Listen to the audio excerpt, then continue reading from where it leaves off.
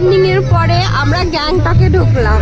পেলিং এ গাড়িতে উঠেছিলাম সকাল 8টা আর নামলাম এখনো নামিনি, এখন 7:30 বাজে, এখনো নামিনি, 10 ঘন্টা ওভার হয়ে গেছে। দেখুন কিরকম জ্যাম গ্যাংটকে।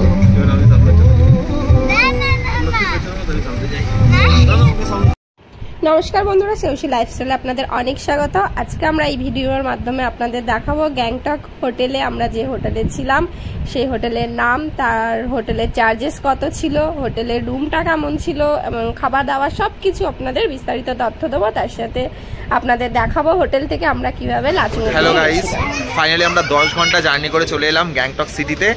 এখন রয়েছি আমরা হোটেল সিলভার লাইনে। দেখুন হোটেলটা, এই এক্ষুনি নামলাম আমরা, লাগেজ পত্র খালি হচ্ছে, এই মাত্র নামলাম, জাস্ট অনেকক্ষণ জার্নি করে। এই হচ্ছে হোটেলের ইয়ে। বাই। এই ভাইও চলে গেল,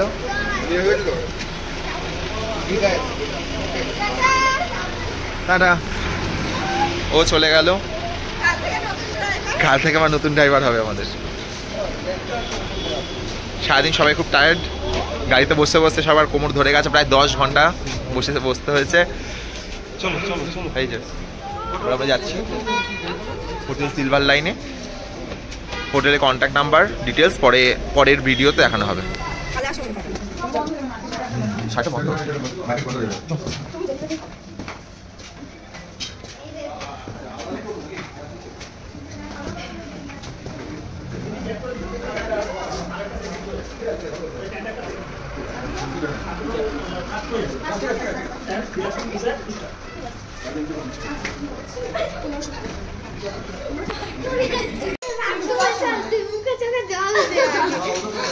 চারটা নিয়ে যা,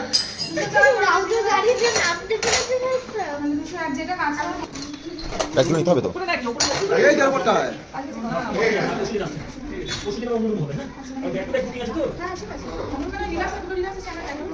হ্যালো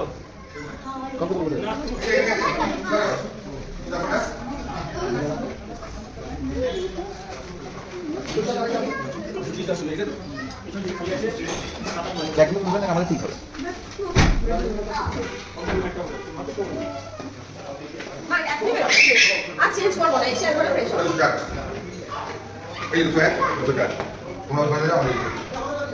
পেয়েছি আমরা হোটেল 201। এই যে হোটেল,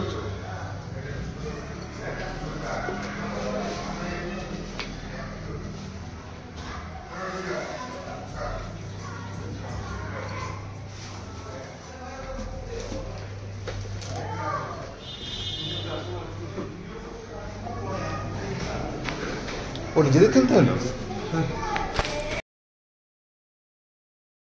আমাদের হোটেল ভাড়া ছিল এক দিন 1500 টাকা করে। তো 3টে রুম আমাদের বুক ছিল, একটা রুমের ভাড়া ছিল অনলি 1500। আর মাম্মাম এখানে জানলা দিয়ে যে কি দেখছিল ওই জানে, অনেকক্ষণ প্রায় দাঁড়িয়েছিল জানলার কাছে, বলছিল বাইরেটা নাকি খুব সুন্দর লাগছে। এটা হচ্ছে বসার জায়গা।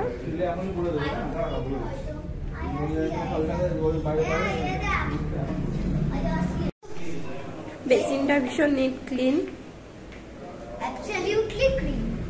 এটা ঢঙ্গিগুলো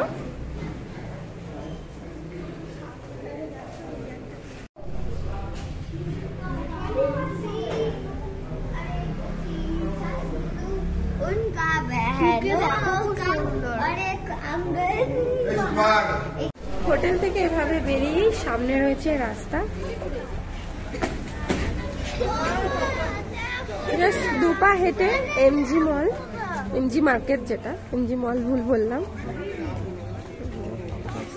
আমরা যাচ্ছি এমজি মার্কেট। গুড মর্নিং বন্ধুরা, কাল রাতে তো ঢুকেছিলাম গ্যাংটকের হোটেলের ভিউটা রাত্রিবেলা যতটা পেরেছি নিয়েছি। দিনের বেলা দেখুন এখানে হালকা হালকা বৃষ্টি হচ্ছে, আর দেখুন দূরে যতটা দেখা যাচ্ছে চারিদিকে হোটেল, আর একটাই এখানে প্রবলেম, রাস্তাটা খুব সরু, তাই জন্য বড় গাড়ি এখানে ঢোকে না। কিছুটা জায়গার পর থেকে আবার গাড়ি চেঞ্জ করে ছোট গাড়ি করে হোটেল অবধি আসতে হয়। তো এই রুলসটা ওদের সন্ধেবেলা 6টা সাড়ে 6টা অবধি, তারপরে যদি কেউ হোটেলে ঢোকে তো তখন বড় গাড়ি ঢুকতে দেয়, কিন্তু একটু প্রবলেম হয় পার্কিংয়ে। তো রাত্রিবেলা ঢুকেই বেরিয়ে গেছিলাম, সামনেই শপিং মল, দোকান ছোট ছোট সব রয়েছে ওখানে। রাতে যখন ঢুকেছি তখন প্রায় 10টা সাড়ে 10টা। তারপর এখান থেকেই খাবার অর্ডার করা হয়েছিল। খাবার কোয়ালিটি যেমন ভালো আর ফ্রেশ ছিল সব। আমরা এগ থালি আর ফিশ থালি নিয়েছিলাম। এগ থালি ছিল মাত্র 160 রুপিস আর ফিশ থালি ছিল 210 রুপিস। খাওয়া দাওয়া ভীষণ ভালো ছিল। সকাল সকাল আবার বেরিয়ে যাব এখান থেকে, আমাদের 2 দিন হোটেল বুক করা আছে। আমরা হোটেল থেকে বেরিয়ে গেছি, এখন আমরা যাবো লাচুংয়ে। তো এখান থেকে ছোট গাড়ি করতে হবে, ছোট গাড়ি করে স্ট্যান্ডে যেতে হবে। ওখানে আমাদের গাড়ি করাই আছে, ওখান থেকে বড় গাড়ি নেওয়া হবে। এখানের প্রবলেম এই একটাই, চারিদিকে বড় বড় হোটেল, এখানে কোনো বড় গাড়ি ঢোকে না, ছোট ছোট গাড়ি করে স্ট্যান্ডে যেতে হয়। আমরা চলে এসেছি স্ট্যান্ডে।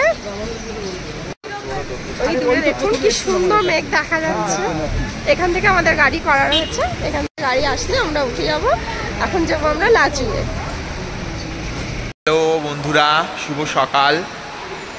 আজকে আমরা গ্যাংটক থেকে যাচ্ছি লাচুংয়ের দিকে, বরফের, যেখানে বরফের দেশ বলা যায়। তো সেখানে যেতে যেতে ট্যাক্সি স্ট্যান্ড, আমরা গ্যাংটক যে ট্যাক্সি স্ট্যান্ড আছে, বাজরার ট্যাক্সি স্ট্যান্ড, ওখানে দাঁড়িয়েছি, আমাদের ট্যাক্সি আসবে। তার সাথেই রয়েছে খুব সুন্দর একটা মল রয়েছে, সেটার ভিউ তুলে ধরলাম। সাথে আমার সাথে এই 2 জন রয়েছে, এরা খুব এক্সাইটেড, কারণ এরা প্রথমবার বরফ দেখবে, তাই খুব এক্সাইটেড। এরা আনন্দে নাচ করছে, সাথে নাচও করছে, আনন্দে খুব আনন্দ করছে, বলছে খুব সুন্দর আনন্দ হচ্ছে। সাথে বলছে যে এখানে মলে নাকি ঘুরবে, কিন্তু মলে ঘোরার তো সময় নেই, কারণ আমাদের চলে আসবে গাড়ি এক্ষুনি। তো মলের ছবি তুলে ধরছি।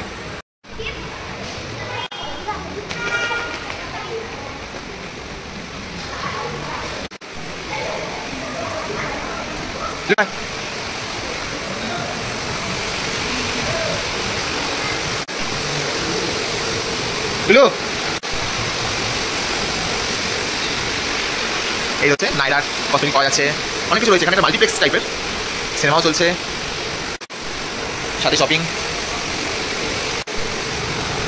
বাজরা ওয়ার্ল্ড, এটার নাম হচ্ছে বাজরা ওয়ার্ল্ড। তো স্ট্যান্ড থেকে মাত্র 2 পা এগিয়ে এসে এখান থেকে গাড়ি নিতে হবে লাচুংয়ের জন্য। তো আমাদের গাড়ি তো আগেই করাই ছিল। তো ভিডিওটা অনেক বড় হয়ে যাচ্ছে, আবার নেক্সট পার্টে দেখাবো। ততক্ষণ আপনারা ভালো থাকবেন, সুস্থ থাকবেন।